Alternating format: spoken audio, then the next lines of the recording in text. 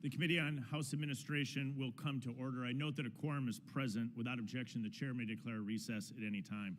Also, without objection, the hearing record will remain open for 5 legislative days, so members may submit any materials they wish to be included therein.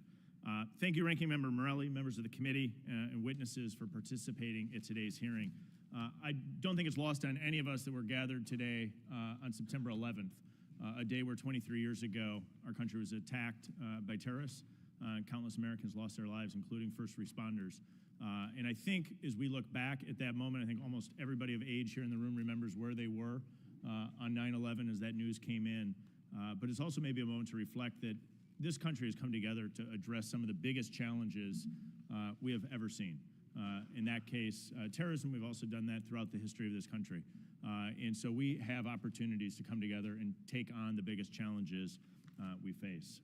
Today, the Committee on House Administration will continue its oversight of our nation's elections. We're now 55 days away from Election Day. Voting's begun in some states. Delaware has already mailed out ballots, and absentee ballots in my home state of Wisconsin will be mailed out by next week.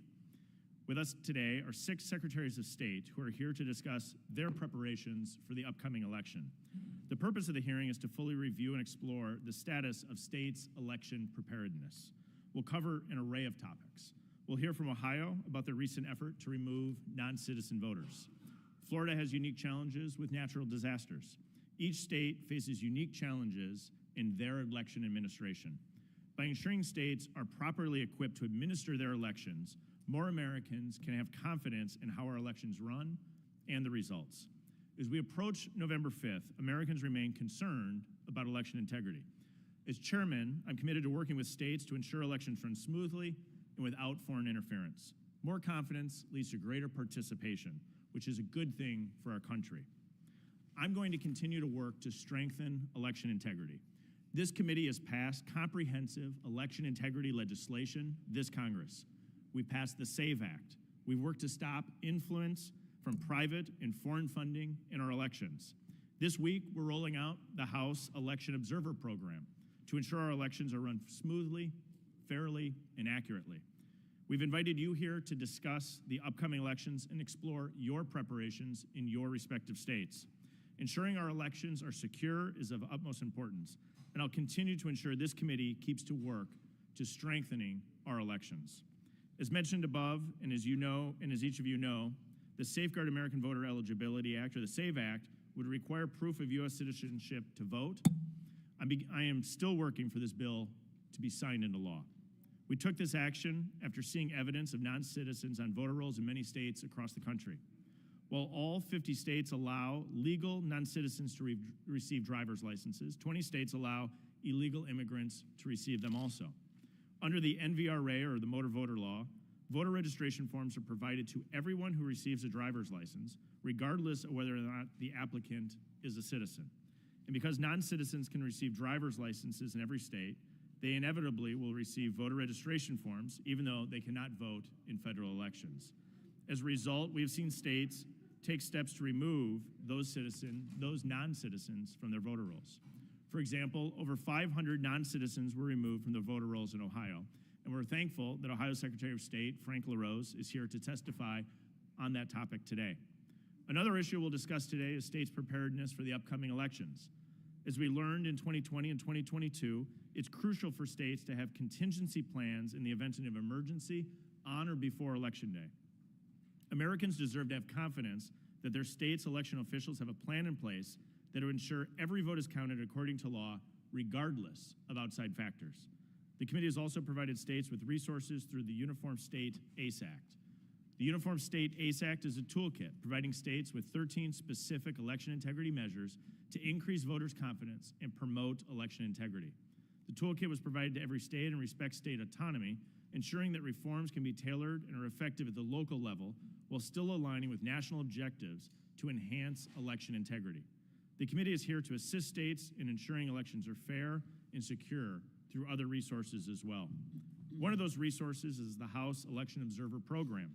I'm looking forward to discussing the program with each of our secretaries of state here today and confirming that you will participate and provide unimpeded access to our observers to ensure free, fair, and secure elections. A big part of keeping elections secure means keeping them free from foreign influence. As chairman of this committee, I've launched an investigation into a major fundraising platform after concerns were brought forward about potential funding from foreign sources. I've also introduced the SHIELD Act, which prevents political fundraising platforms from accepting prepaid debit and credit cards. It's imperative that this committee continues to work to protect American elections and do all we can to assist states in doing the same. I believe secure and fair elections are the backbone of our democracy. As we approach the upcoming federal election, it's imperative that we take a close look at how each Secretary of State will implement federal and state election laws to guarantee every legal vote counts. I look forward to having an in-depth and productive conversation with each of you today. I'll now recognize the ranking member, Mr. Morelli, for 5 minutes for the purpose of providing his opening statement.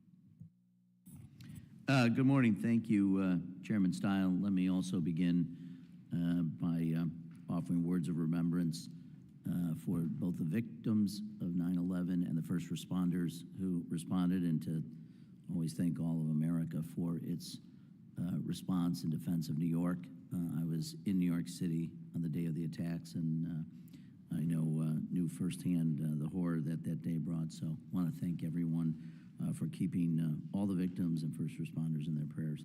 And thank you, Mr. Chairman, for calling this hearing, and thank you to all the secretaries for being here. We know you have a tremendous amount of work ahead of you to ensure our upcoming election is secure and fair. We are 55 days from Election Day. I don't think I probably have to tell the secretaries that. They know that very well. In 10 days, ballots will be sent to military and overseas voters, and soon states will begin mailing out their absentee mail-in ballots. And as the secretaries here know, better than anyone, preparations are well underway for early and Election Day in-person voting. The 2024 election is here. Undoubtedly, there are many challenges ahead. Election officials are operating in an election season that continues to be marred by a steady drumbeat of mis- and disinformation, and we have only just begun to see the danger posed by the malign use of artificial intelligence. And this is not a speculative affair. In Michigan, as Secretary Benson knows all too well, a Republican candidate for Congress used an AI-generated audio of Martin Luther King Jr. purporting to endorse him in a political campaign. I know it's shocking to even think of it, but there you go. In New Hampshire, an AI-generated audio of President Biden was used to call voters and discourage them from participating in the presidential primary in that state. Our foreign adversaries, as the chairman has mentioned, are designing influence campaigns that leveraged our flawed information environment to spread falsehoods about political candidates and parties. And just last week, the United States Department of Justice unsealed indictments against 2 Russian employees of the Kremlin-backed media outlet RT, which used to stand for Russia Today, so I don't think there's any question about where they're from, for violating the Foreign Agents Registration Act and money laundering to publish and disseminate content favorable to the Russian government. And separately, the DOJ seized more than 30 web domains that were part of a broader ongoing effort by the Russian government to interfere in and influence the 2024 election and American public opinion. On top of this, domestic actors continue to spread lies and disinformation about the voting process and the security and integrity of our elections, and 4 years later, continuing questioning the results of the free and fair 2020 election. And for months, we have heard the former president and others refuse to say whether they will accept the outcome of the election or condition their acceptance within if they are free and fair, which undermines Americans' confidence that our elections are, in fact, fair and secure. Just last week, former President Trump insisted in a Fox News interview that he had every right, I'm quoting him, every right to interfere in the 2020 election, saying, quote, "Whoever heard you get indicted for interfering with a presidential election where you have every right to do it?" Mr. President, there is no such right. It should go without saying. No one has the right to interfere with elections, and that includes the President of the United States. And I would hope that none of my colleagues on either side of the aisle here today would support those false claims. Additionally, election officials continue to face an unprecedented number of threats and significant harassment simply for doing their jobs. One Secretary of State tracked a 600% increase in threats this year alone. And while these challenges are serious, our democracy is strong. We will overcome the effects in the efforts of our foreign adversaries. Americans will not succumb to the torrent of mis- and disinformation. And let me speak clearly now for every American to hear, our elections are secure. There is, however, more work for Congress to do. Election officials take on the essential but often thankless task of running elections and face increased threats with too little and inconsistent funding from Congress.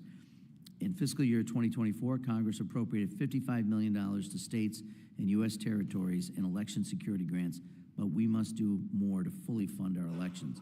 As ranking member and a member of the Appropriations Committee, I will continue pushing for additional and consistent election funding. Election officials, their staffs, and poll workers need and deserve our support. And voters deserve truthful information about when, where, and how to register and how to cast their ballots, and they deserve truthful information about the integrity of our elections. So providing support and accurate information will show election workers that administer that we're supporting them. And today we have the opportunity to hear from our 6 secretaries about how they're preparing. Democracy is on the line this November, and each of you is critical to that success. And we have to continue fighting to protect our elections and those that run them. I also want to just take a moment to thank my colleague, Representative Mike Carey, and the chairman. I'm pleased to have worked with them to pass a bipartisan bill Monday that would codify the House's longstanding Congressional Election Observer Program. I'm grateful to all the work we've done and look forward to working with the chair over the next 2 months to continue this bipartisan and, importantly, nonpartisan observer program, which House staff serve in their official capacity as neutral fact-gathering election observers. So I look forward to hearing from our witnesses. Thank you for all the work that you do, and let's make sure that every American has free, fair, and secure access to the ballots this November. So with that, I yield back, Mr. Chairman.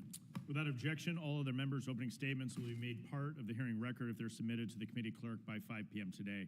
Today we have a one-witness panel featuring 6 secretaries of state. From the state of Florida, we have Secretary Cord Byrd. From the state of Ohio, we have Secretary Frank LaRose. From West Virginia, we have Secretary Mac Werner. From the state of New Mexico, we have Secretary Maggie Toulouse Oliver. From the state of Michigan, we have Secretary Jocelyn Benson. And from the state of Arizona, we have Secretary Adrian Fontes. If I did not say West Virginia properly, I'll go back and say we have the Secretary of State of West Virginia, Mac Werner. We appreciate you being with us today, and we look forward to your testimony. Pursuant to paragraph B of Committee Rule 6, the witnesses will please stand and raise their right hands. Do you solemnly swear or affirm that the testimony that you're about to give is the truth, the whole truth, and nothing but the truth, so help you God? Let the record show that the witnesses have all answered in the affirmative. You may be seated.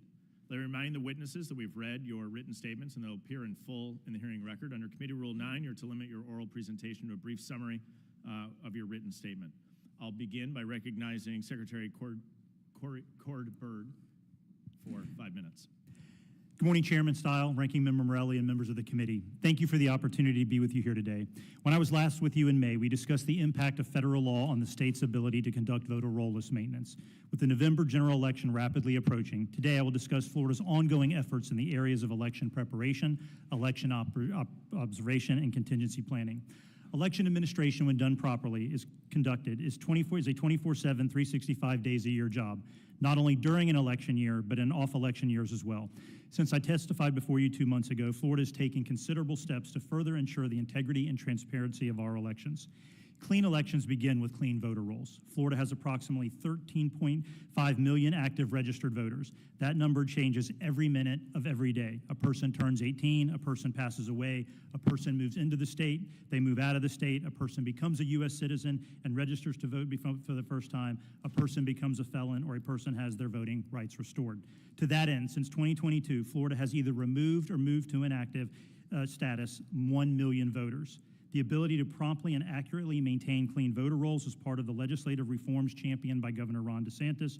Properly maintained voter rolls are essential to building confidence in the outcome of elections. Rulemaking allows the department to respond to issues as they arise when the legislature is not in session. For example, one rule increases One new rule increases reporting requirements for voter registration agencies. Specifically, any such agency that obtains information that an individual receiving government services is not a U.S. citizen must provide that information to the Department of State to be compared against the voter roll. To ensure ballots are adjudicated uniformly the same across all 67 counties, the department has updated its polling place procedures to provide for uniform statewide operations of polling places. The procedures also include direction to supervisors of elections to ensure that spoiled ballots at polling places cannot be counted. Finally, the department updated its statewide rule on voter intent, creating a newly formatted mandatory handbook for county canvassing boards to use when making voter intent determinations during vote-by-mail canvassing and recounts. Voting system uniformity is another key to Florida's success. Some states allow local election officials to procure voting systems. We believe this is the wrong approach. In Florida, no voting system can be used in any election unless it has first been tested and certified by the state. The rigorous testing we conduct gives us the ability to eliminate problems before ballots are cast. Chain of custody of voting systems is applied to hardware and software. When voting system issues arise in other states, the department proactively contacts the vendors to determine the root of the issue and then verify that the problem cannot impact Florida's elections. While we make every effort to minimize human error in elections, Mother Nature also sometimes has a say. As it happens, the typical election season coincides with hurricane season in Florida and other coastal states. We do not move or delay elections. As such, it is imperative that we maintain robust emergency plans. Storms, fires, floods, electrical outages, blocked roads, it all happens. Florida is prepared for all contingencies. My office works closely with Florida's 67 county supervisors of elections, and if emergencies do arise, we take necessary steps to ensure that voters can vote. For example, during the 2022 election cycle, Florida had 2 severe hurricanes hit different parts of the state. Counties lost polling places, voters were displaced from their homes, infrastructure was severely diminished, and the election still went on. I visited the affected counties to survey the damage. We saw firsthand the destruction and worked with supervisors of elections in those counties to determine their needs. Governor DeSantis then issued executive orders to provide flexibility to supervisors to establish additional voting sites, expand vote-by-mail options, and amend reporting requirements. It is encouraging to see people perform their civic duty to vote despite being displaced and impacted by devastating storms. Another thing that Florida gets right is election transparency. There are no pizza boxes, and you don't need binoculars to view our elections. Every part of the process is open to the public, campaigns, and candidates. Florida election law grants access to the public to watch equipment testing, the canvassing of ballots, and signature verification, among other things. Since 2020, candidates and the parties are also entitled to reasonable access to review signatures on vote-by-mail ballots, observe ballot duplication, and make objections. We want and encourage the public to watch how their ballot becomes a vote. We allow and encourage election observation. Candidates and the parties can designate observers at each precinct, and we deploy our own team of in-house observers across the state. Our 2 newest election offices in Palm Beach and Broward counties are the national model for openness and transparency. Eternal vigilance is the price of liberty. Florida is vigilant because we continue to strengthen and hone our election code year after year. We do not sit idle, waiting for bad things to happen in order to correct them. We cannot run the risk of becoming complacent. As I said in my previous testimony, and it bears repeating, Florida is committed to ensuring that all eligible Floridians who want to vote have the opportunity to do so. However, we are equally committed to preventing election fraud and protecting the integrity of Florida's voter rolls. Thank you. Thank you, Secretary Byrd. Secretary Frank LaRose, you're now recognized for 5 minutes. Well, thank you so much, Chairman Stile, Ranking Member Morelli, and members of the committee. As we all have reflected since September 11th, 2001, especially those of us that had the opportunity to serve in combat as part of the global war on terrorism, one of the things we've thought about is what kind of deep hatred would lead someone to launch such a terrible attack. And what I've been able to come up with as I've thought about this over the years is that it's our way of life, our freedoms. One of those freedoms is, of course, self-determination through free and fair elections. That's what we're here to talk about today. There are a lot of groups out there that focus a lot on making elections more convenient, and that's great. There are a lot of groups out there that focus on making elections more secure. Well, as Secretaries of State, we don't have the luxury of choosing one or the other. We know that you can make elections both convenient and secure. We can make it easy to vote and hard to cheat. That's what we've done in Ohio. That's one of the reasons why we're nationally recognized as a gold standard for elections administration. I look forward to talking about that today. One of the things that we have focused on quite a bit is cybersecurity. During my 5 years in this office, we've done things like put Albert intrusion sensors at every county board of elections, endpoint detection and response systems, network segmentation protocols, protocols, regional cybersecurity liaisons so that every county board of elections has access to cybersecurity experts, as well as vulnerability disclosure policies. So yes, we can ask the good guys to try to hack us and then tell us where there are holes in our fence so that we can patch those. I was the first Secretary of State in America to hire a full-time Chief Information Security Officer, and we're proud of that. We've had 5 different cybersecurity directives that have made Ohio the most cyber-secure elections administration in the nation. Transparency. Ohio's elections are a completely open book. There's nothing to hide. Everything at a Board of Elections is visible to the public. One of the ways that we have made that even better is by working with the America First Policy Institute for the development of a thing called the Data Act that we passed in Ohio for the standardization and reporting of election data. Essentially, it lets you look at our checkbook and see if it balances, and that's something that we're also quite proud of and something that we think other states should follow. One of the other things that we've done is what we call registration readiness. We work to make sure that people know what we're doing as it relates to maintaining the database of our voter registration. Ready for November is a program that we launched based on a simple idea that I bring from the military, that you sweat in training so you don't bleed in battle. This is just making sure that we are prepared long before the action starts for the logistics of Election Day, poll worker recruiting and training, making sure that adequate supplies are on hand, et cetera. Of course, list maintenance is one of our most important responsibilities, and in that sense, we remove deceased voters on a monthly basis. We check IDs, and yes, we remove non-citizens from the voter rolls, and thank you for mentioning that, Chairman.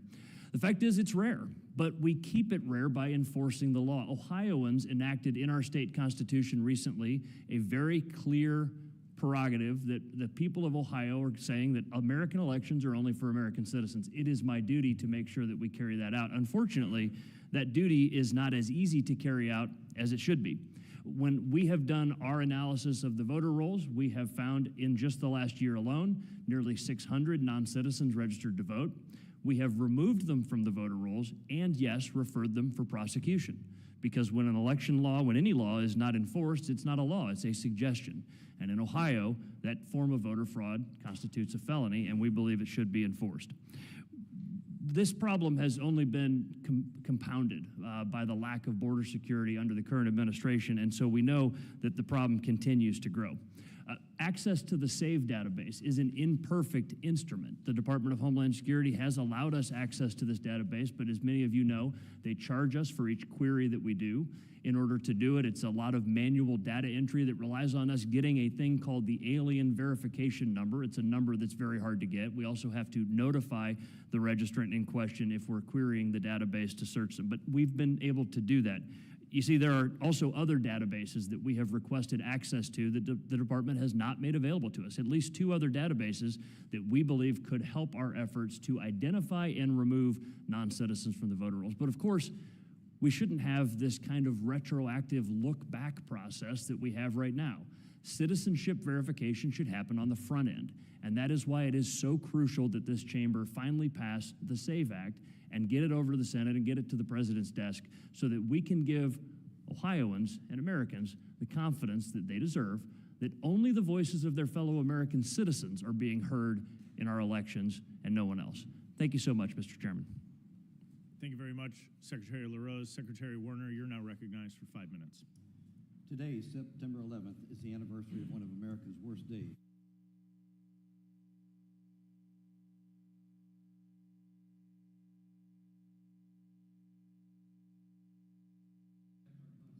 Secretary Warner, your microphone may not be on. We can hear you, but I know those listening at home may not. Thank you. Along with many others, I served this country to protect our Constitution and did so expecting to fight foreign enemies. 23 years later, none of us expected to have to protect against our own domestic 3-lettered agencies. The worst election interference in American history was done in 2020 by 51 so-called intelligence experts who conducted a psychological operation against America to cause us to believe that the Hunter Biden laptop was Russian disinformation. It was a lie, and they knew it was a lie. Former CIA Deputy Director Mike Morrell admitted under oath that he organized the letter to help Biden and to hurt Trump. The signers wanted to give Biden a talking point, and Biden cited that letter in his debate with Trump shortly before the 2020 election. Some signers were on CIA payroll as contractors, and a number used their CIA credentials in their signature blocks. Today's hearing is about restoring election confidence, and the first step to solving a problem is to admit there is one. A number of U.S. government institutions need to publicly admit the enormity of improperly influencing a presidential election before confidence can be restored. Repeatedly, I have asked the FBI, NAS, and CISA officials to publicly acknowledge the insidious actions, but to date, they have refused. The 51 should apologize for lying, for illegally conducting a PSYOP inside the United States, and indelibly tarnishing the CIA's reputation. Their security clearances should be pulled, and they should never hold a position in government again. Then, shame on the FBI for not timely exposing the lie and then telling social media to suppress the story. Mark Zuckerberg now admits that he shouldn't have listened to the FBI, but he also interfered with the election by laundering nearly 400 million Zuck bucks through local entities and using algorithms that favored one side over the other. Until these agencies acknowledge culpability, their actions are purposeful diversions that continue to erode confidence in our elections. Votes outside the law, that is, votes that enter the system through methods not approved by a state legislature, are what Americans should be discussing. Examples include ballots that arrive 3 days after polls close, that arrive via unauthorized harvesting. They are dumped in unauthorized and unsupervised drop boxes, that are cured without authorization, and absentee ballots without addresses, dates, or signatures. Election officials who misuse their authority and allow votes outside the law should be held accountable and removed from office. We should develop remedies to votes outside the law. First, who should be punished? The voter by not counting their vote, or election officials and canvassers who allow and count the votes? And then second, what should be the remedy? A civil fine or a criminal indictment? Rather than tackling these tough issues, these agencies divert attention by holding worthless briefings, out-of-date tabletop exercises, advocating voting by mail, hyping domestic terrorism, and overplaying threats to election officials. National election confidence can be improved by doing what West Virginia has done: clean voter registration lists. We have removed 400,000 names and put on 350,000 live voters. Implement voter ID, cross-reference citizenship data with DMV, require approved reasons for voting absentee. Look for and pursue election fraud. West Virginia has pioneered See Something, Text Something, making every citizen with an iPhone an extension of our investigation team. We don't vote by mail, we don't use drop boxes, and we don't accept votes outside the law, and we don't harvest ballots illegally. Simply put, we obey election law. When one state doesn't obey its own laws, other states should have standing to bring suit and require only legal ballots by legal voters be counted. What happens in one state affects all states when electors are sent to the Electoral College. Meanwhile, West Virginia has called on President Biden to rescind EO 14019, and I have repeatedly called for repeal of the NVRA. More common sense. Disallow election-related ephemeral messaging by social media, and when their algorithms favor one candidate over another, that should trigger reporting of a contribution in kind. Don't let consent decrees override state election law. Require proof of citizenship, and pass the SAVE Act. Just as we have restored voter confidence in West Virginia, we can do so nationally by injecting common sense into election integrity. Thank you for letting me testify on West Virginia's successes, and I stand ready for your questions. Thank you, Secretary Warner. Secretary Toulouse Oliver, you are now recognized for 5 minutes. All right. Can you hear me? Thank you very much, Chairman Style, Ranking Member Morelli, and members of the committee. Special shout out to our former colleague. Your mic may need to be pulled closer if it's on. This is what happens when you have a vertically challenged witness, Mr. Chairman. Special shout out to Congresswoman Lee, our former colleague. It's so nice to see you again, Laurel. Thank you again for having us here today and for organizing this hearing. My name is Maggie Toulouse Oliver, and I proudly serve as New Mexico's 26th Secretary of State. I'm also proud to say that the 2024 general election will be my 5th presidential election that I've either managed at the county level or overseen as the Secretary of State. You know, the alarming decline in public confidence about the administration and outcomes of elections in our country is of great concern to me, both as an election administrator and as a citizen of our great nation. The administration of elections used to be a relatively quiet affair. We used to say if we're in the news, we're not doing a good job. Now election administration has a much higher profile among the American public. More people are now aware of elections, and more awareness can bring more participation, understanding, and innovation. However, because of what has now been years of false election claims and ideological attempts to discredit our voting systems and processes, much of the heightened awareness of elections is now colored by conspiracies, misinformation, and frankly, outright lies. This false information has led to increased threats and harassment to election workers. Many of the people at this table have personally experienced that. Political violence, frivolous and burdensome public information requests, mounting legal costs, and decreased overall confidence. This is a vicious cycle that must be mitigated for the good of our country. Providing easy access to factual information about voting and elections is a key strategy we use to increase trust about elections in my state of New Mexico. When voters are misinformed about how voting and elections work, they lose trust in the system itself. Through a multi-year research partnership with the University of New Mexico that tracks voter attitudes and knowledge across election cycles, we found there are knowledge gaps, big surprise, about the fundamental aspects of the democratic process. Misinformation about who votes in our elections is another key factor that diminishes overall voter confidence. The issue of non-citizen voting is a prominent example of this. Non-citizen voting does not happen in any systemic way in New Mexico or in the nation more broadly, and in fact, a Heritage Foundation study, for instance, reported only 24 instances of non-citizen voting nationwide over a 24-year period between 2003 and 2023.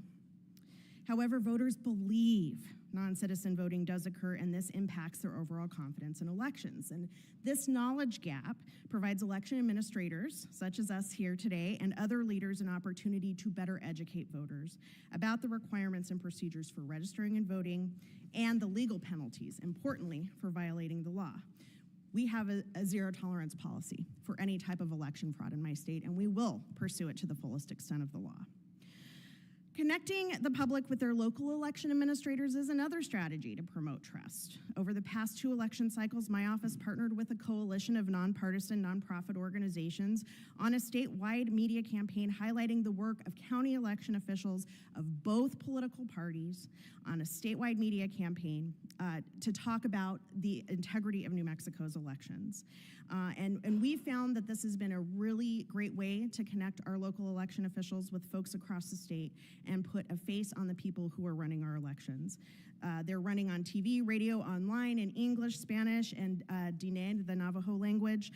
All the videos were recorded to expand the reach of this effort across New Mexico's diverse communities. I'm proud to say that this year, New Mexico's election administration was ranked #1 in the nation, and we have the same exact score as our neighboring state of Michigan, by MIT's prestigious Elections Performance Index. Some of the reason for our rankings include our transparency, things you've already heard today, our transparency around voting and elections, our wide variety of voter access tools, the extensive security measures we have in place to ensure both accuracy and fairness, post-election audits, air gap tabulators, 100% paper ballots, year-round voter list maintenance, and a variety of other security measures. So let me just end by saying, Mr. Chair and Ranking Member, obviously funding for elections is really important. When we're combating nation states, when we're trying to fight the mis and disinformation that is coming from other places beyond the borders of this country, we need that assistance and that consistent federal funding. And with that, thank you again very much for giving me this opportunity, and I look forward to answering any questions. Thank you, Secretary Toulouse-Oliver. Secretary Benson, you are now recognized for 5 minutes. Thank you, Chairperson. Chairperson Style, Ranking Member Morell, and members of the committee. Really grateful for you all hosting today's meeting and today's hearing. As Michigan's Chief Election Officer, my responsibility is to ensure our elections are accessible, safe, secure, and that the results are accurate. It is not a partisan role, and despite it being an elected position, it is not a political role. It is a role that increasingly does force many of us, however, whether we consider ourselves Republicans, Democrats, or independents, to endure threats, harassment, false and malicious attacks on our character and integrity. In today's hearing, you've already heard, we're all going to be talking about the work we do to ensure it's easy to vote and hard to cheat in our respective states. Indeed, election security is top of mind for every professional election administrator in this country. But I want to begin my remarks emphasizing that we cannot have a secure democracy if we do not protect the security of the people who administer our elections. And right now, we are enduring unrelenting harassment and threats. People have come to my home, they have threatened me, my staff, and many of the hundreds of clerks and local election officials in our state. As a result, we have an omnipresent feeling of anxiety and hypervigilance that permeates our daily lives, our staff lives, and our families' lives. These threats are a direct result of the spread of false information about the security and accuracy of our elections. So I need you to be on notice that unsubstantiated allegations and rhetoric without evidence makes our elections less secure because they erode the public's confidence in our elections and harm those charged with protecting our election systems. The second thing I want to emphasize is that now more than ever, the federal government's role as a trusted partner in securing our elections is crucial. Recent years have brought unprecedented threats to our election system, including some from highly sophisticated foreign government-aligned entities. It's essential that we marshal bipartisan support and cooperative actions in response. Part of that response must be a commitment to providing a predictable, sustainable, and reliable stream of funding for our elections. We know what we must do to ensure our elections are secure in our states, but oftentimes must scrape together funding from multiple sources to meet our needs.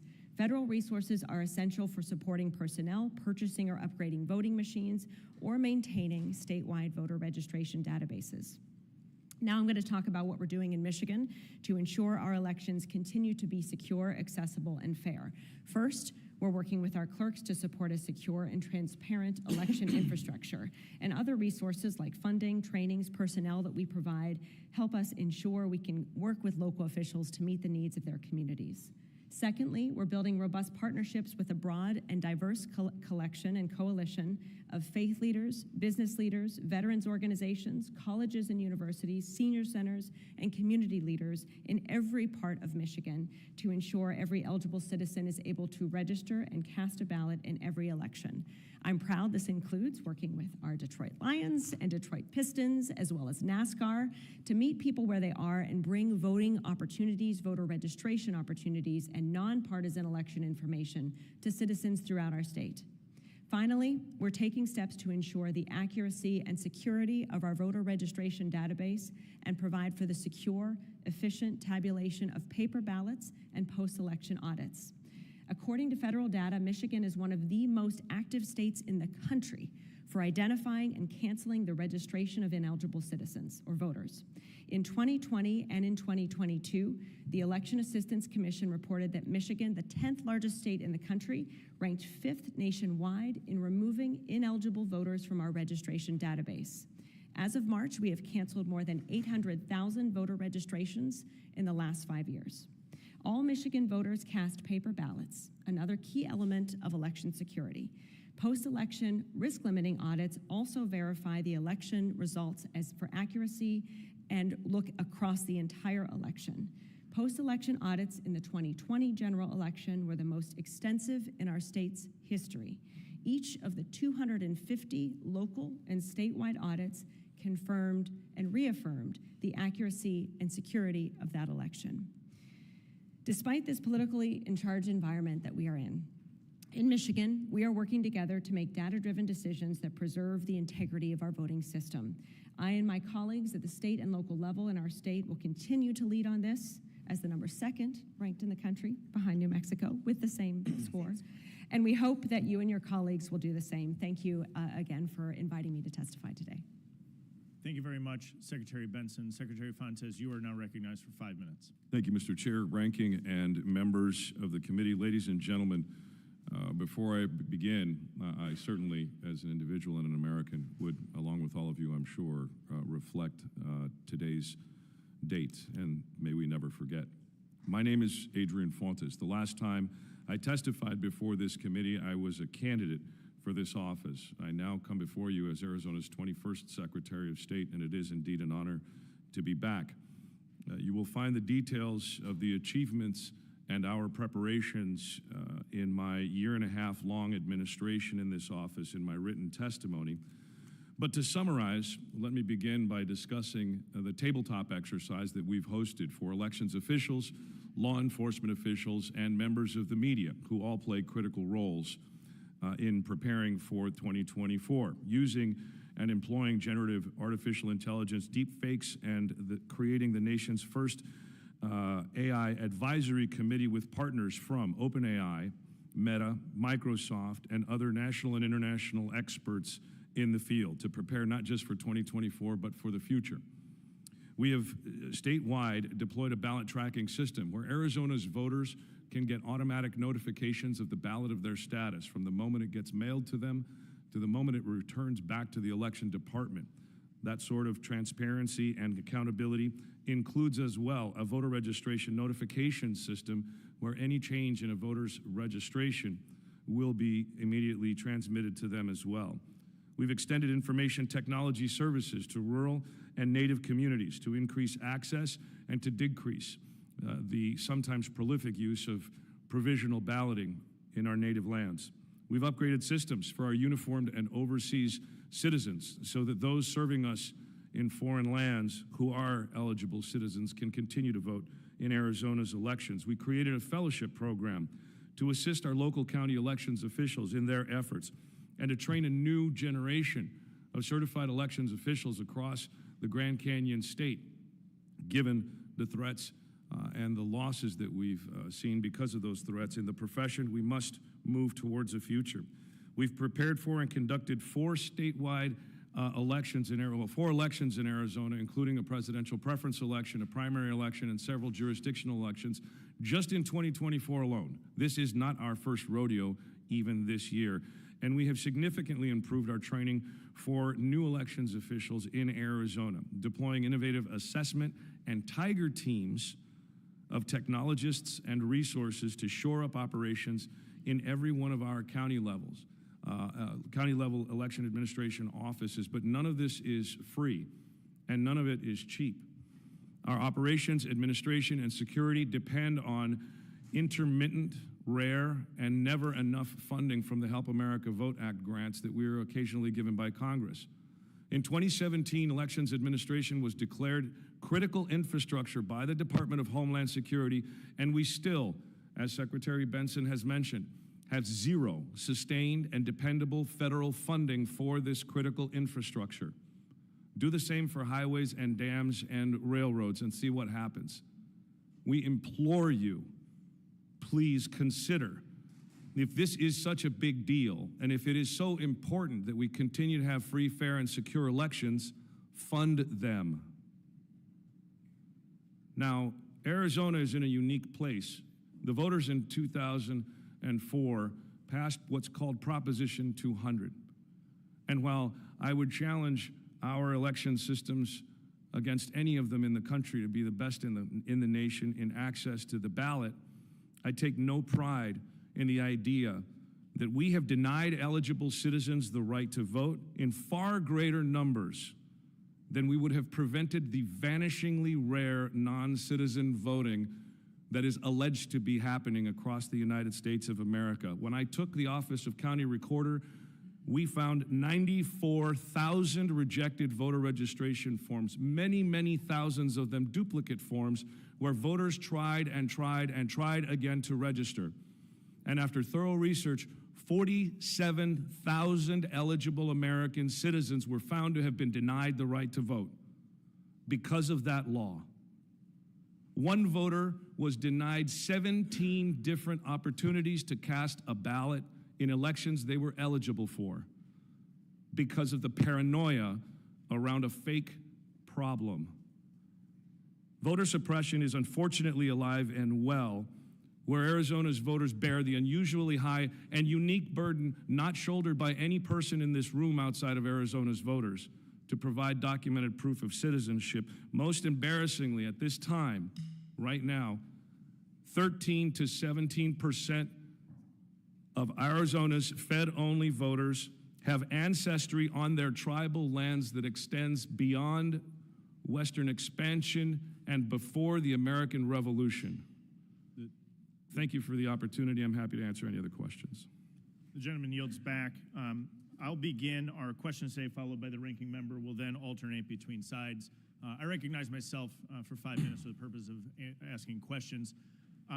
We need to strengthen Americans' confidence in our elections. And I think there's some real common sense reforms that can be done to make sure Americans have that confidence in our elections. Secretary Toulouse-Oliver, you referenced how do we increase that? Would photo ID increase Americans' confidence in their elections? Yes or no? Mr. Ranking Member, I don't believe so. You don't believe that having an individual show their photo ID, saying they are who they say they are, increases confidence in our elections? Mr. Chairman, you asked me a yes or no question. I don't think that's a magic bullet.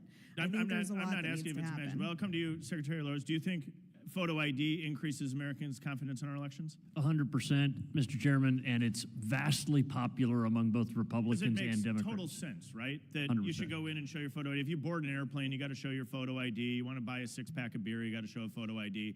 If you go in to vote, it makes total sense that you should have to show your photo ID just to simply say you are who you say you are, right? Absolutely. Makes total sense. And as we think about other states, I know New Mexico doesn't have a photo ID law. Something maybe the state of New Mexico should look at is, per your comment, we're all working together to increase Americans' confidence in our elections. There's some real common sense reforms we would like to see made in states like New Mexico that doesn't have a photo ID law. Mr. LaRose, you removed 500 non-citizens from the voting rolls. In reading your remarks and in conversations with you, you went through, took your state motor vehicle database, you cross-referenced that from the DHS SAVE database, and were able to determine that there were 500 non-citizens on your voter rolls. Is that accurate? That's accurate, Mr. Chairman. And so as we look to other states, Mr. Fontes, you said you removed a number of ineligible voters. Ms. Benson, you referenced that you removed, I think, 800,000 ineligible voters over the course of the past 5 years. Did you do the same work that Mr. LaRose did, where you checked your vehicle database and cross-referenced the DHS SAVE database? I'll start with you, Secretary Benson. Thank you. We actually do a number of things to ensure and review the eligibility of our citizens. Do you and we do a number of audits, actually. We use the SAVE system when people are actually registering and getting their license, but we can't use it to actually go back and look at people who are already registered because of the way that the system is set up. But what we do, so we if could, I could answer, would you utilize it if we set it up and gave may I access? respond to the auditing we are already doing, which is, it makes that unnecessary. We actually go back and every single person. How do you confirm whether or not an individual is a citizen without doing a back check to the SAVE database? Everyone who goes into our system when they get a license or ID has to show some sort of documentation. In that documentation, their citizenship is essentially verified. Whether It's essentially verified, but why not check it against the SAVE database? we do at that time. But you don't retroactively do it in review. We are unable to do it retroactively based on the database. So we notably, could. So in my legislation, we actually give states back the access to be able to utilize that. Mr. LaRose, you were able to do that. How were you able to do that? We're able to do that based on the agreement that we've reached with DHS to use the SAVE database, but there's a hole in using motor vehicle data exclusively because there are some people that don't get a motor vehicle operator's license or don't get a state ID. And that's where we're able to fill that hole by also querying the SAVE database, which is foolishly, they charge us $1 or something a query to do that. I'll note our legislation, and in the SAVE Act gives states free access to the database, and per Mr. Secretary Fontes' comment with funding, what we're working on is making sure that states have that access unimpeded by cost and giving states access to the U.S. information as to whether or not an individual is a citizen. I'd encourage all of you to continue to work with the federal government to get access as Secretary LaRose did. And I'd encourage the House and the Senate to pass and ultimately be signed into law the SAVE Act, which would give states full access into that database. I want to shift gears briefly, if I can, to you, Secretary Benson. President Biden put forward Executive Order 14019. It was referenced earlier, directing agencies to create strategic plans relating to voting. It's been criticized for directing federal taxpayer dollars to what many consider partisan get-out-the-vote efforts. Are you aware that each executive branch agency, including the Small Business Administration, was asked to produce a strategic plan under the executive order? Yeah. And are you aware the SBA has been subpoenaed twice to provide their strategic plan? Yeah. And have you seen the Small Business Administration strategic plan? I've seen the MOU between the SBA and our office. Right, so you and your state conducted an MOU with the Small Business Administration. Did you see the Small Business Administration's strategic plan? We did one thing. Did you see the strategic plan? Have you reviewed it? Have you read it? Did you provide input into it? We provided, under the boundaries of the MOU, a URL to the SBA so that they could register voters through their But website. did you provide input into the Small Business Administration's strategic No. plan? Have you seen the Small Business Administration's We, strategic under plan? the Just have you context- seen the Small Business I've said Administration's no. strategic plan? I've said under the context. So you've not seen the strategic I'm really plan? not sure why you're barraging me with these questions. We provided the SBA with a Secretary URL Benson, so that they could register I'm voters asking through their specific website. questions. That's it. Let me give you a background as to why I'm asking you this question. It's actually No, actually I've worthy just of it. answered your question. That's great. The reason you asked why I'm asking you, so I'm going to answer your question to me. The reason I'm asking you is the Small Business Administration, under Executive Order 14019, put forward a strategic plan and entered into an MOU and a contract with the state of Michigan. Has any other Secretary of State here entered into a contract with the Small Business Administration? No. None. So the record will reflect only Michigan. So it's quite interesting. The Small Business Administration entered into an MOU with the state of Michigan, and they're doing that under the direction and under the strategy of a strategic plan.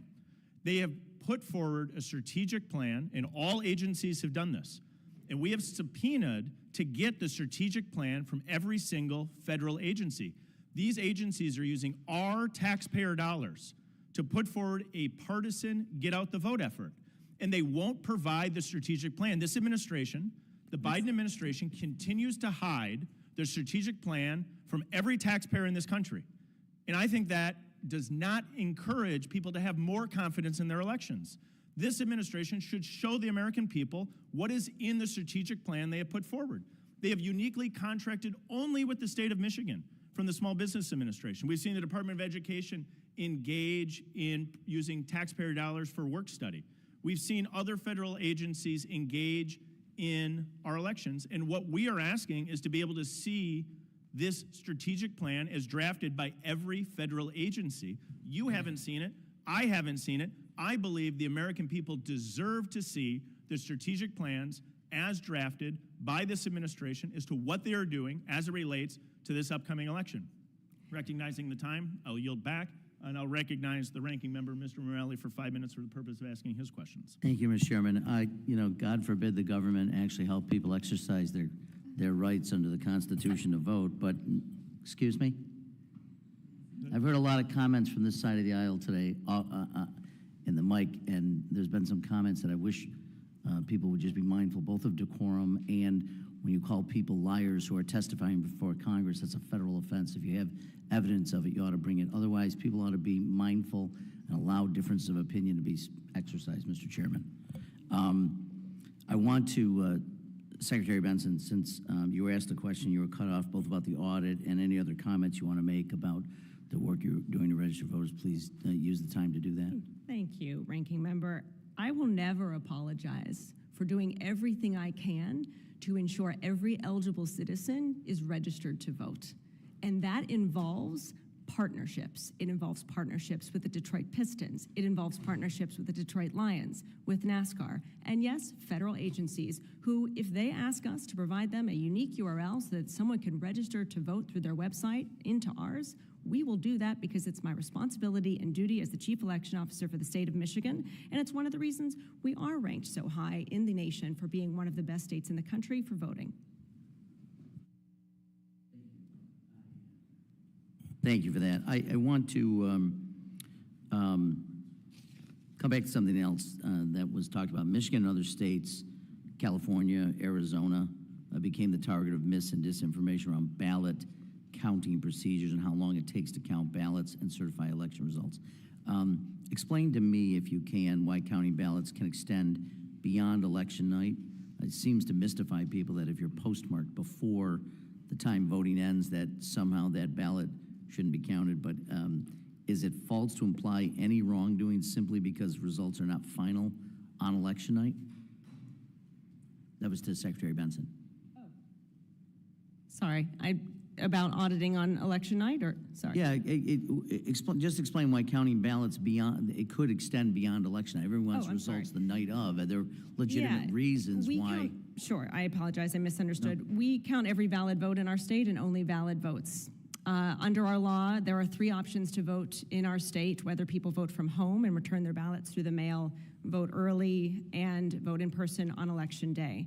However someone chooses to vote, we have a responsibility to count that vote, and it does take time to do so. And we'll never sacrifice accuracy and security in tabulating our votes over efficiency, although we understand the urgency of the moment and the fact that the eyes of the nation will often be on our state to deliver results, but our priority will always be ensuring their accuracy. I'm proud that even in the 2020 election, when some states did take several days, we had the unofficial results for our state prepared in public within 24 hours of the polls closing. And within that time period, we worked transparently to ensure that people understood we were securely and accurately counting every vote and trying to do so and working with our clerks to do so as efficiently as possible. Thank you. I want to ask you, Secretary Oliver, last year you mentioned, I think, New Mexico enacted the New Mexico Voting Rights Act, included provisions to expand voter access to the ballot. How are you able to expand rather than restrict voters' access to things like mail-in voting, drop boxes, same-day voter registration, while maintaining security and integrity? I know you got about a minute, but Sure. if you might just give us high level. Sure, Ranking Member, thank you. So, as has been discussed here today, my colleague from Ohio said we don't, we can do both at the same time and both make sure our elections are secure and accessible. Importantly, one of the areas we focused on in New Mexico was access for our Native voters. With 12% Native voting population in our state, we have the highest Native voting population, and it's very rural. And so not just for our Native voters, but for our rural voters as well, we wanted to make sure that they had better access to getting a ballot through the mail if that's how they choose to vote. For our tribal communities, if their tribal communities were closed due to a public health emergency or some other type of emergency, that they were not only able to ensure that folks got ballots, but were able to return them securely.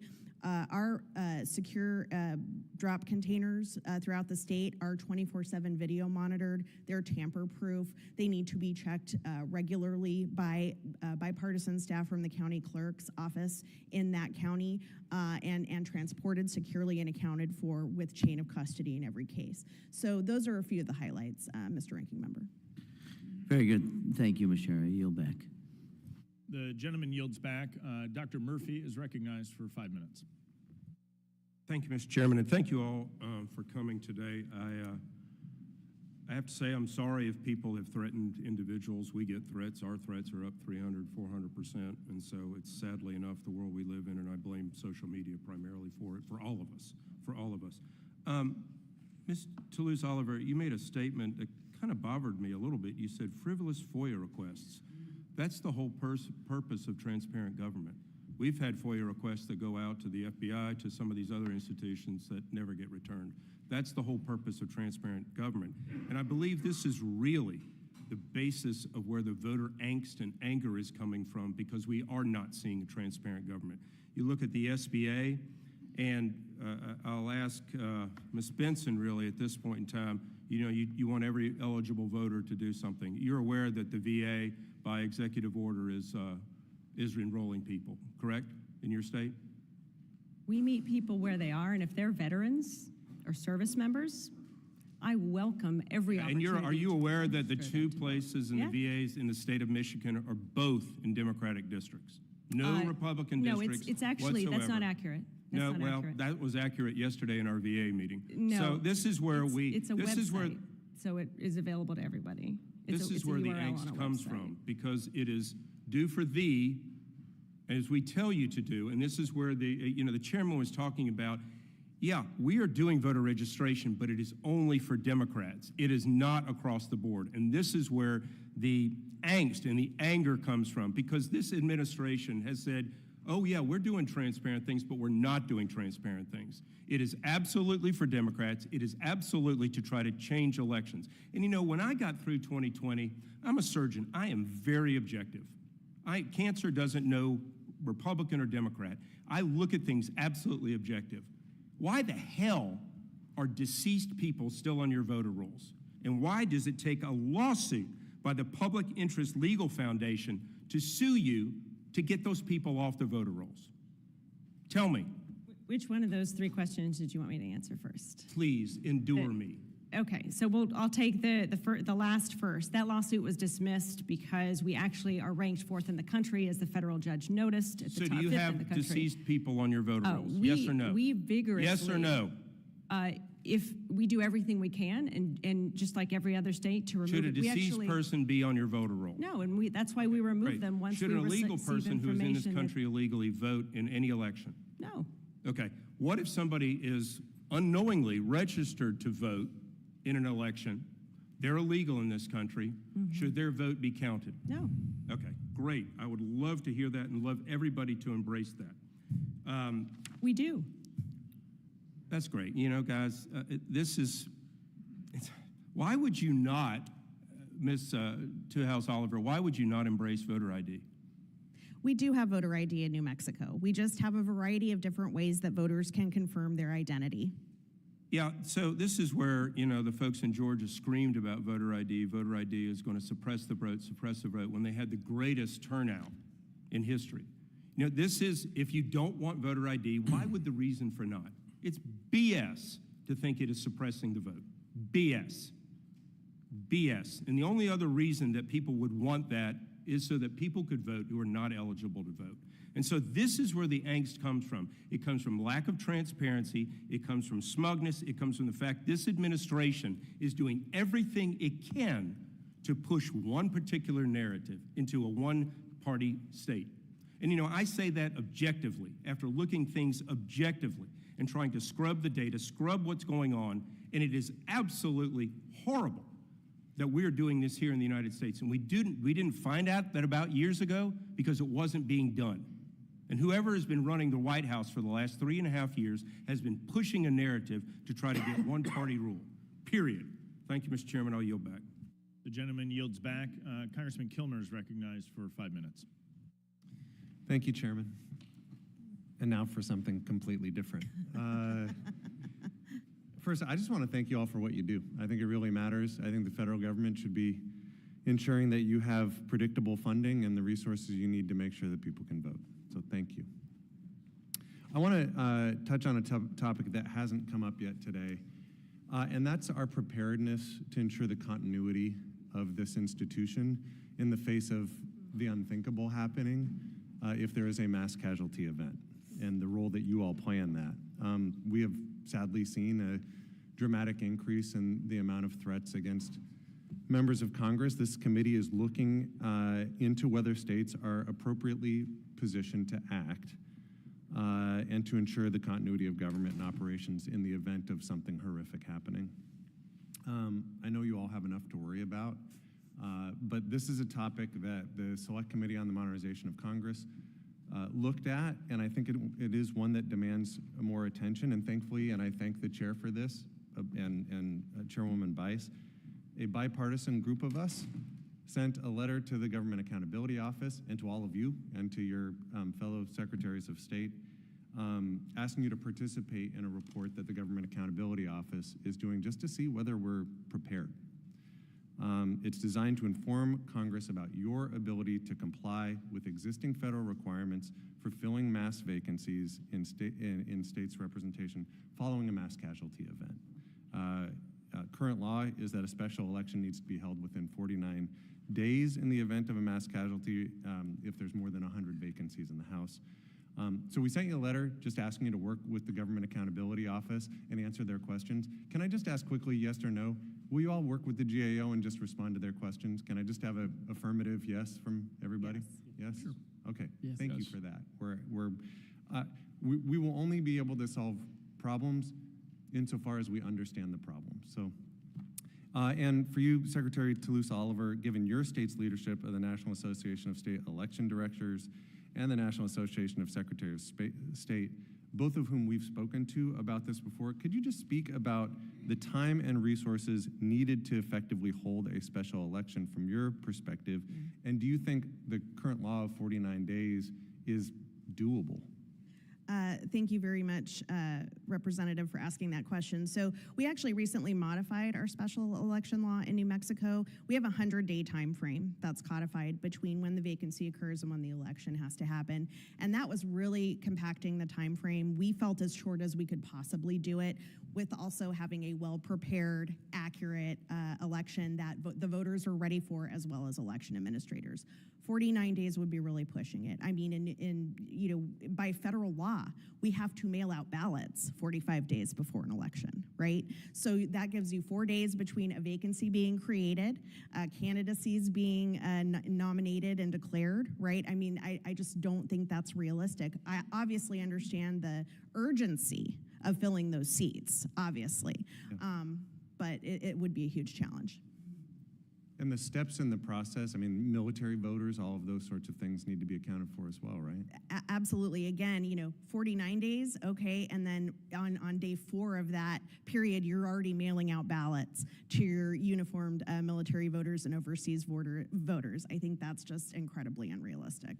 So one of the things we're trying to figure out is, I mean, I hear 49 days and I think, man, that's a long time for Congress to be missing 100 members or more, right? Or in a mass casualty event, I mean, every time I go to the State of the Union, I think, like, but for the grace of God, go we. So 49 days is a long time, and what I hear you saying is, like, that would be really hard to achieve. Again, I think as election administrators, I think we can all say we're very used to making things work. We will make things work, whatever we have to do. You are not going to have as accurate an election, and it's going to be really hard for those election administrators to make that kind of time frame work in a way that ensures, that those overseas voters are getting their ballots, not to mention being ready for things like early voting and absentee voting in all the states. Very challenging time frame, Representative. I thank you for your response, and thank you for each of you for being willing to work with the GAO. We're trying to figure out whether there's a better way to do this. So thank you. I yield back. Gentleman yields back. Congressman Loudermilk is recognized for 5 minutes. Well, thank you, Mr. Chairman. Thank all of you for being here. I appreciate the work that you guys do. Look, whether we like it or not, election integrity is a huge issue, bipartisan issue in this country, whether it's perception or reality. People have to have confidence in their elections. And the questioning of elections is on both sides of the aisle. It's not just one side of the aisle. In 2018, Georgia's gubernatorial election, Stacey Abrams refused to acknowledge her defeat by Brian Kemp, citing integrity of the Georgia election. So we see it on both sides. This is an issue that has to be addressed, and at least in Georgia, the largest concern is over mail-in ballots. Through studies over years and years, when there is fraud, and there is fraud in every election. I mean, we have to acknowledge that. It's an issue that's in our country. It's in every state. It's minimizing that fraud as best as we can to make sure that it doesn't affect the outcome of the election. And then we have to do it in such a way that it gives the populace confidence that we are at least trying our best to have an election that's full of integrity. So with that, Secretary Fontes, just to simplify things, I'll just address questions to you. In Arizona, like Arizona, many voters choose to vote by mail. Can you tell the committee what protections Arizona has in place to ensure mail-in ballots are actually going to voters at their correct mailing address, and that the signatures on the ballots match the signature Arizona has on file for each voter? Mr. Chair, Mr. Loudermilk, first and foremost, I have to take umbrage with the notion that the conclusory statement that you made there is fraud in every election. That's just not true. It's never been proven. You can. And so I'll start there. Let me As ask for the you, address you can verification verify. service- This is my time. You can verify to this committee that there is no fraud in any Arizona election. 100%. It's an entirely different question than stating that there is fraud in every election. It's I a don't s- very I- different. okay. That's exactly what you said, sir. I But to did answer say your that. question, but I to just answer don't your see question, the difference is if to I answer say your, if that- you'd like me to answer your Sir, question. the time belongs to me. Yes, sir. We can have an interaction, but you have to allow me to continue on with something you brought up. I don't see how there's a difference by saying that there is fraud in every election, and then you can't guarantee that you've never had an election without fraud. But this is, I think we have to be intellectually honest going forward, right? We deal with a constituency where not everyone abides by a common moral code, that we respect the rights of each other and we follow the rule of law. There are cheaters out there in every state. We can't fix the problem unless we're intellectually honest. So with that, if you could please now address the issue of how do you ensure mail-in ballots are actually going to voters at their correct mailing address, and how do you ensure that the signatures match those that you have on file? Mr. Chair, Mr. Loudermilk, as to the address verification system that we employ in Arizona, which has been in place for a very, very long time, continuously updated. We use the National Change of Address database by the United States Postal Service. We use a first and second notice system to our county registrars, which will send a second piece of mail if we have returned election mail. And that second piece of mail is a second notice to the registrar. That back and forth communication via election mail, which is a little different than first class mail, it cannot be forwarded, by the way. So those are some of the techniques that we use, among others. But I would like to touch on the signature verification system that, again, we've been using for a very long time in Arizona, a couple of decades, as a matter of fact, that uses 3 layers of human eyeballs on these signatures. And these folks, by the way, I would argue are better than the signature checking folks in some law enforcement agencies, because they don't just do ballots on election day. As I indicated in my opening, we've already had 4 elections in Arizona. Guess what? Over 80% of our ballots on average now are by mail, and that means every single one of those ballots has to be signature verified. These are the same people trained by the trainers who train the FBI in their signature verification Let me process. follow up on that. Are the signatures verified against the signature on the application or on the registration? They are, well, that is essentially one and the same. And we keep a lot of those signatures in place to have a total voter record. And we will hopefully be able to, although there's been efforts against this, utilize the entire record of a voter's signature, because it changes, it adjusts over time. We get a little older. Sometimes you have something like Parkinson's or a physical injury that gets in the way. And because that does happen, if we have a mismatched signature, we make every effort to contact those voters either by phone or email, or even employ some of the political parties to go chase down ballots where there are mismatches before the end of the cure period. All right, thank you. I yield back. Gentleman yields back. Representative Torres is recognized for 5 minutes. Thank you, Chairman. And once again, I also want to thank each and every one of you for being here today and for your bravery that you exercise every day. And I hope you are doing everything that you can to take care of the people that are employed under you, that you manage, because truly it is a scary time for all of you. Here we are 55 days before election and just days away from mail ballots going out across the U.S. and across the world to Americans abroad and military personnel. So election day is pretty much on top of us. But unfortunately, election officials and workers have seen a rise, again, in dangerous threats, harassment, and unprecedented attacks across the country. In fact, several witnesses here, if not all, have been direct victims of intimidation, violence at the hands of MAGA extremists who have been inspired by big lie conspiracies about election security. Let's be clear about where the responsibility lies here. The former President Trump and now their Republican nominee for president took to social media just this past weekend, threatening to jail election officials and casting doubt once again about the integrity of the 2024 elections in the event that he loses, because the loser can't lose. So let's also be clear, it's not just elected officials who face threats and intimidation. Last year, a jury ordered Rudy Giuliani, former President Trump's lawyer, to pay $148 million for defaming a Georgia election workers who were forced to go into hiding because of the violent threats against them. In July, a man was sentenced to 14 months in prison for sending a death threat to a Michigan election worker after the November 2020 election.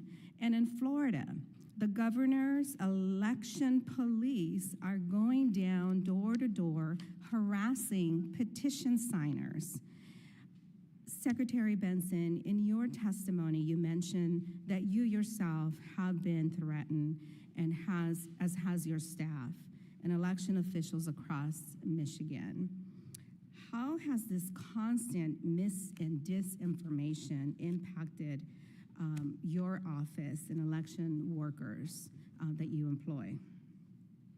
Thank you, Congresswoman, for that question, and thank you all for your questions today. I really want to emphasize the power of evidence, first and foremost, when it comes to election administration or any alleged irregularities. That's really what I think has to be at the heart of any type of concerns that are expressed, evidence of wrongdoing, evidence of irregularities. And when it comes to evidence in these most recent years, there has been none despite multiple investigations and audits by committees in our state and many others. So in the absence of that evidence, that's why, although I understand and people do and should have rightly placed faith in our elections, and I understand the concerns that people have as a result of allegations that are thrown around quite flippantly, I think, by a lot of leaders today, the results of meritless requests and meritless accusations and false rhetoric is that people show up on my doorstep when I'm inside trying to hang Christmas decorations with my 4-year-old son, with screaming into a megaphone, "You're a murderer and you should be arrested and tried for treason." That's the reality of all this. That's actually who it impacts. Those of us who are just trying to do our jobs with integrity because we love our jobs. Every single one of us is professionals who signed up for this work because we believe in making sure every voice is heard, not just one party's voice, every voice, every vote being counted that's valid. And the fact that now all of us, including election workers, who also sign up to do this work with pride for very little pay, are now at the result of lies and misinformation on the other side of threats and rhetoric that make us afraid to go to work, afraid to go grocery shopping, afraid to take our kid to school, afraid to go into our backyard because we don't know what might be lurking in the bushes. And that's real. That's what we've experiencing not just this last week, but these last 4 years. And so I hope that that story or those stories can be in the minds of everyone as you go into this election season. Thank you for your testimony, and I yield back. Gentleman yields back. Congresswoman Bice is recognized for 5 minutes. Thank you, Mr. Chairman. Thank you for the ranking member for bringing us together today. Ms. Benson, I want to start out by saying I need you to be on notice that 10 million non-citizens have entered this country illegally, and municipalities across the country are allowing them to vote in local elections. If states can't keep one voter roll registration clean, imagine keeping two separated. So let me start by addressing Secretary Byrd, LaRose, and Warner. Clearly, the Democrat secretaries here have engaged in get-out-the-vote efforts that the Biden administration is spearheading. And certainly, I don't know if you've been contacted and asked to participate in any of these programs, but in my opinion, voter registration is incredibly important. However, I think the SBA should be focused on their sole mission, which is helping small businesses across this country be successful. I think the Department of Education should be focused on fixing their failed FAFSA rollout and not focused on registering voters. It's absurd that the administration has defied 2 subpoenas regarding that get out the vote effort. Have either of you, Mr. Byrd, Mr. LaRose, or Mr. Warner, been contacted about these get out the vote efforts?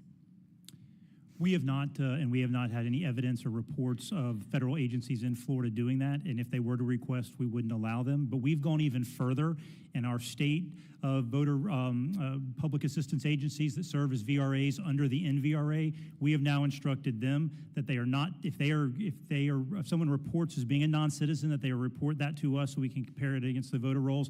And we specifically prohibit them from offering them voter registration forms if they report as a non-citizen. Quickly, Mr. LaRose and Mr. I helped Warner. lead an effort to sue the Biden administration to stop this foolish executive order, so I think they know better than to ask me. Mr. Warner. We have specifically written the White House asking them to rescind that order because it's unconstitutional, that executive order. Thank you. I want to start with you, Secretary Fontes. Following the Supreme Court's infamous 2013 decision in the Arizona tribal, Arizona had to move to a system where it requires proof of citizenship for those registering to vote in state elections, but no proof for those using the federal form to register to vote in a federal election. Can you tell the committee how many federal-only voters there are in Arizona? Your microphone. Mr. Chair, Congresswoman, as we've heard, those rolls change every day. We are at approximately 44,000 at this time. The 2/3 of them are under 24 years of age, and as I indicated earlier, 13 to 17% of them are members of Native American tribes or have addresses on tribal lands. How many voters are there that can vote in all elections? We're over 4 million. What is the effect on Arizona's elections following the Supreme Court late August order of the Republican National Committee versus Mi Familia Vota? Are you providing individuals who are denied registration for failing to provide documentary proof of citizenship with the state voter registration form, with the federal form, to encourage individuals to circumvent the DPOC requirement that was just upheld by the Supreme Court? We've issued guidance we've issued guidance to all of our voter registrars across the state with legal counsel at our side from the Attorney General's office to comply with the U.S. Supreme Court ruling. I think it is very important for folks to understand that the information gathered on each of those forms is exactly the same. And so while we will follow the law as indicated by the United States Supreme Court, again, these efforts will result in the reduction of the capacity of some U.S. citizens from being able to vote. My time is limited. I would like to request unanimous consent to submit a letter from Kevin Klein and Gina Swoboda to Secretary Fontes for the record. Without objection. So it's the case that a voter that registers in Arizona on the Arizona form, their application will not be processed unless they provide proof of citizenship. Is that correct? It is the state of the law, and that is what we have advised our voter registrars. That is correct. But voters can still register with the federal form to vote in a federal election, provide no proof of citizenship, and be allowed to vote in November. That's exactly how you vote in your district, ma'am. Actually, I have voter authorization and voter ID in my state. But with that, Mr. Chairman, I appreciate the time and I yield back. The gentlewoman yields back. Representative Carey from the state of Ohio is recognized for 5 minutes. I want to thank the chairman. I also want to thank the witnesses for being here today, two of whom I've known for many years. It's good to see both. And I really appreciate you all traveling this way. And obviously, having Ohio's own Secretary of State here is quite an honor. As my colleagues have already mentioned today, this presents us a critical opportunity to ensure the safeguarding, I think all of you have said this, of Americans' elections. In fact, earlier this week, my dear friend, Mr. Morelli, from across the aisle, we did a bill together, the COCOA Act, or the Confirmation of Congressional Observers Act, bipartisan bill. This bill was another example of just the common sense bipartisan legislation that we do on this committee that ensures confidence with Americans. So I'm going to turn a little bit to Secretary LaRose, if you don't mind.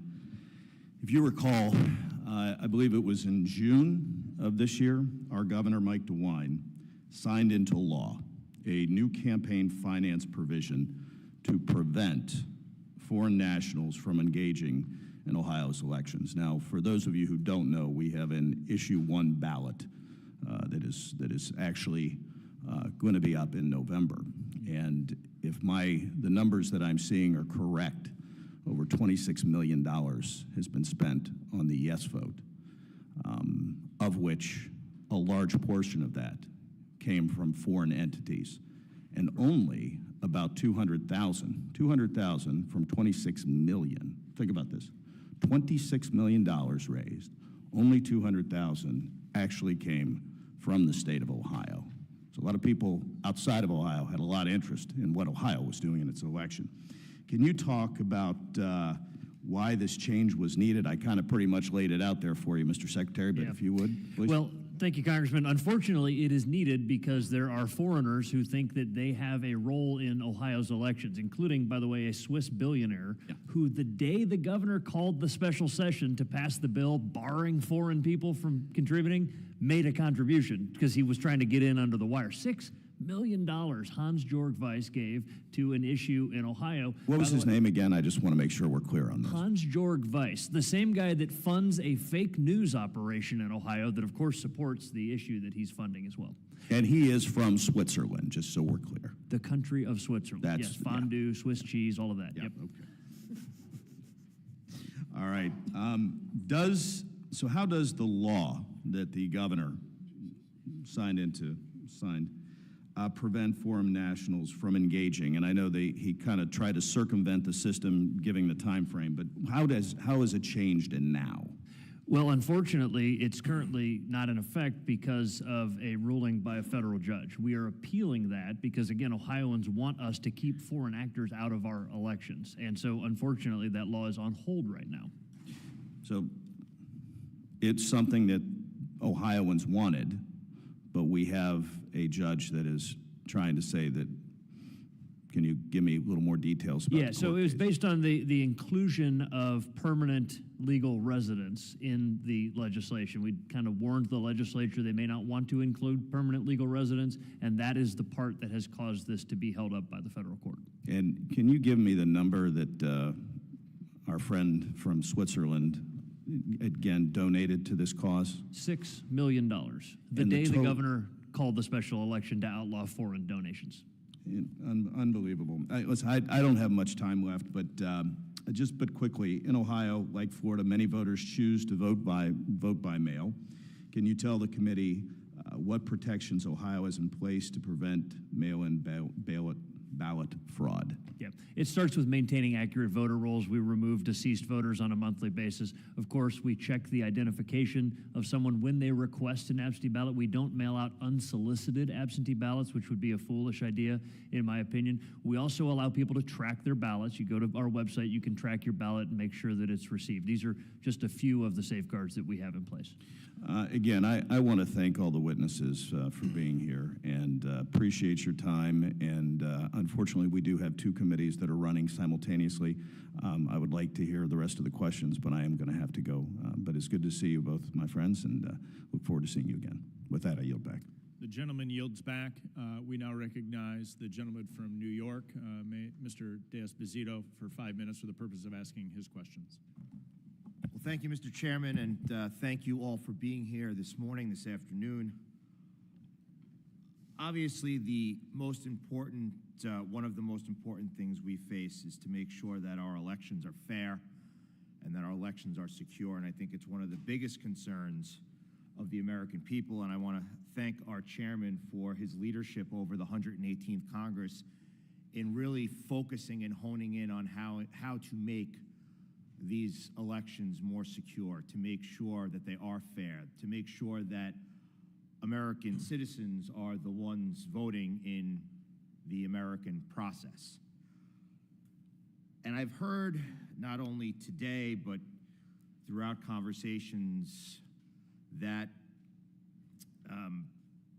people are saying, well, there's the amount of non-citizens voting is not really significant. So I have to really, this is a question for everybody, because it's one that really should keep people up at night. What is the red line, right? Democrats say that there is not a significant number of non-citizens registered to vote, but yet there's still evidence of non-citizens on voter rolls, right? So we're being told by Democrats that it's not a significant number, but yet they're still on the voter rolls.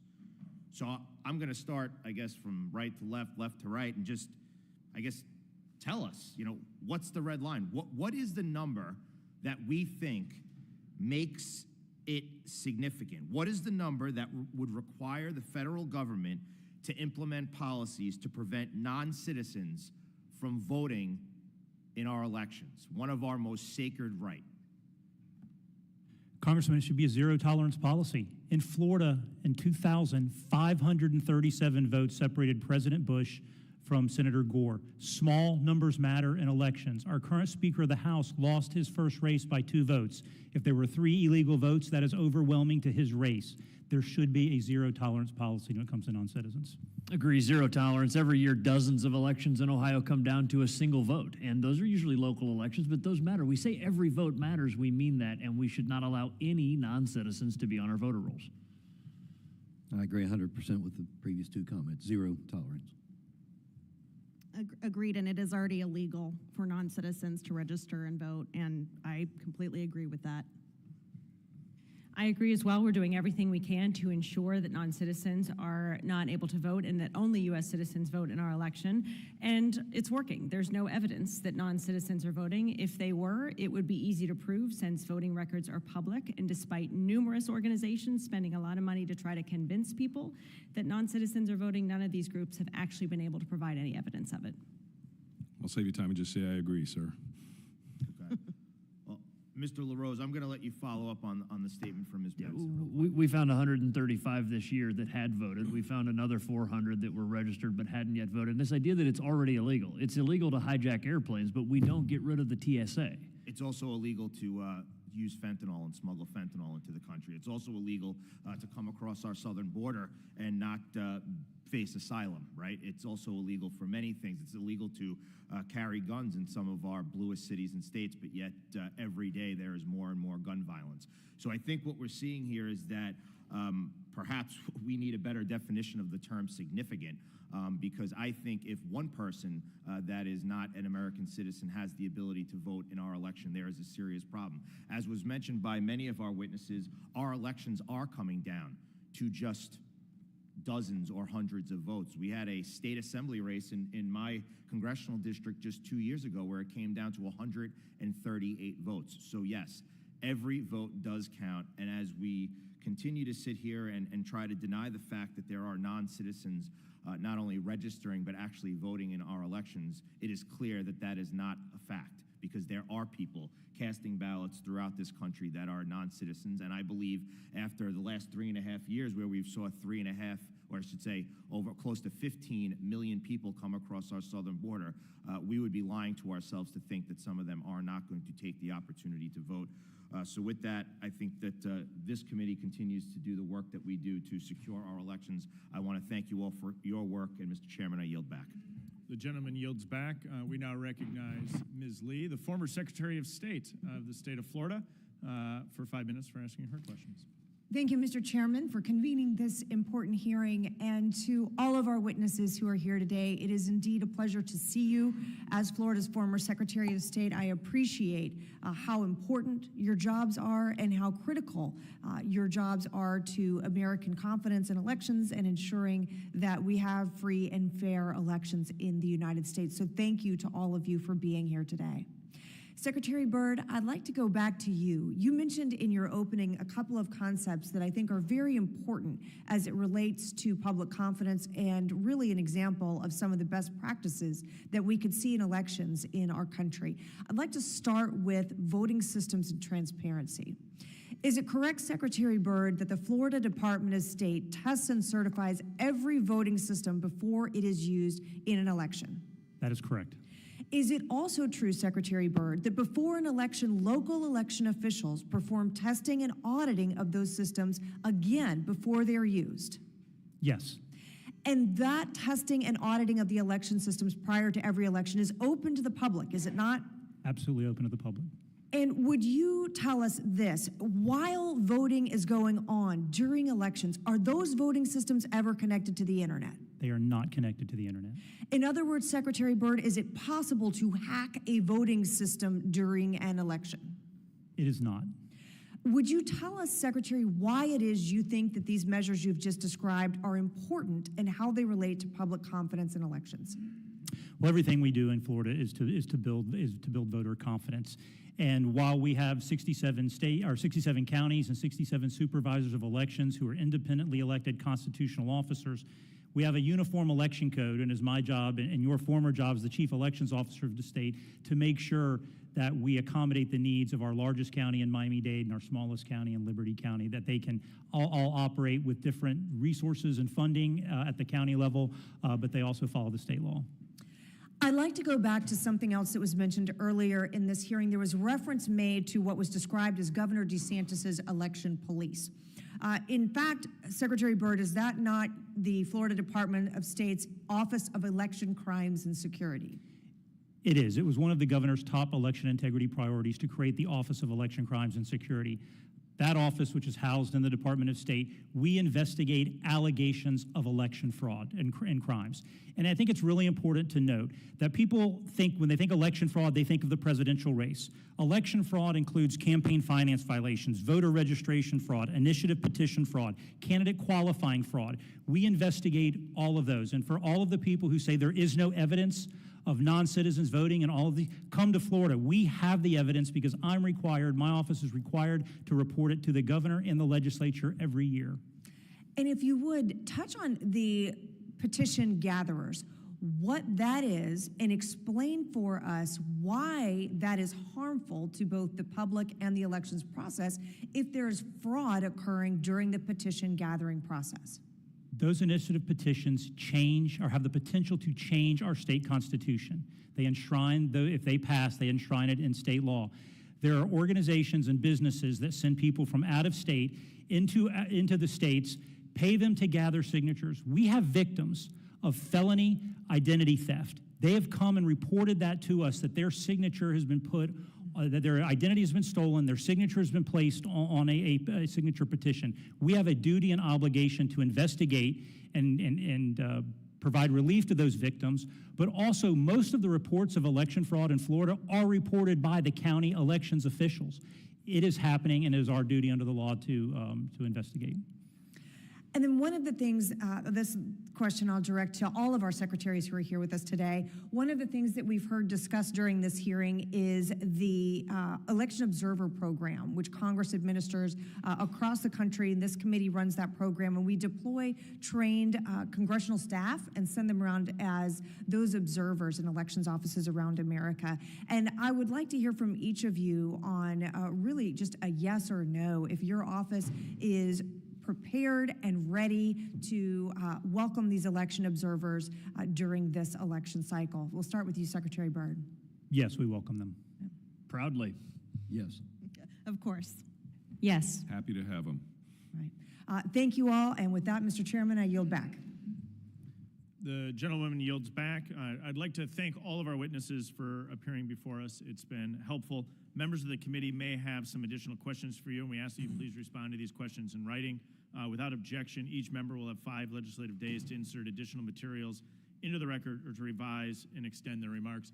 I'll note for our members, we'll be moving into a markup about 2 minutes after we'll allow the witnesses to depart. We'll move into a markup. If there's no further business, I thank the members for their participation. Without objection, the committee stands adjourned.